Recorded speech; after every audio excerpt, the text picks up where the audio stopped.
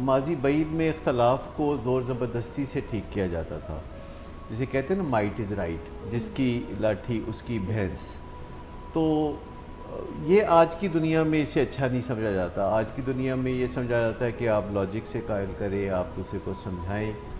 اور جب ہمیں ایک دوسرے سے شکایات پیدا ہوتی ہیں تو ہمیں بات چیت کرنے کی ضرورت ہوتی ہے. اور سب سے پہلی بات یہ ہے کہ جب ہمیں شکایت ہوتی ہے تو ہمارے پاس کوئی سلوشن بھی ہونا چاہیے.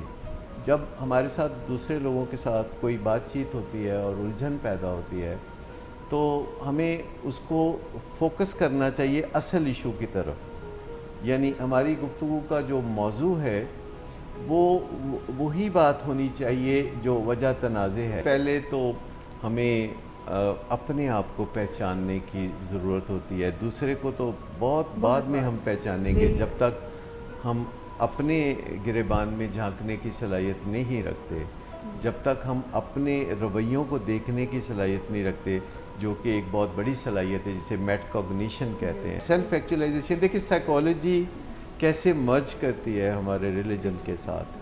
اور آج سے 1400 سال پہلے اتنی گہری باتیں جو ہمیں بتائی گئیں، آج سائیکالوجی پچھلے 200-250 سال سے اس کو لاجک کے تحت، منطق کے تحت، ریسرچ کے تحت آپ کو واضح کر کے بتا رہی ہے. یعنی محض اس چیز پہ ہم تکیہ نہیں کر سکتے کہ فلاں آدمی کا سٹیٹس یہ ہے تو اس سے کوئی خطرہ نہیں، یا فلاں آدمی کا ہمارے ساتھ رشتہ یہ ہے تو اس سے کوئی خطرہ نہیں.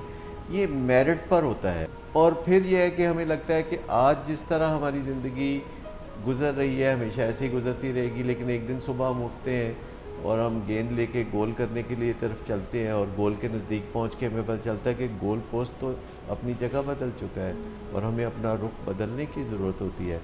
موسم بدلتے رہتے ہیں، حالات بدلتے رہتے ہیں، مسائل نئے نئے سامنے آتے رہتے ہیں.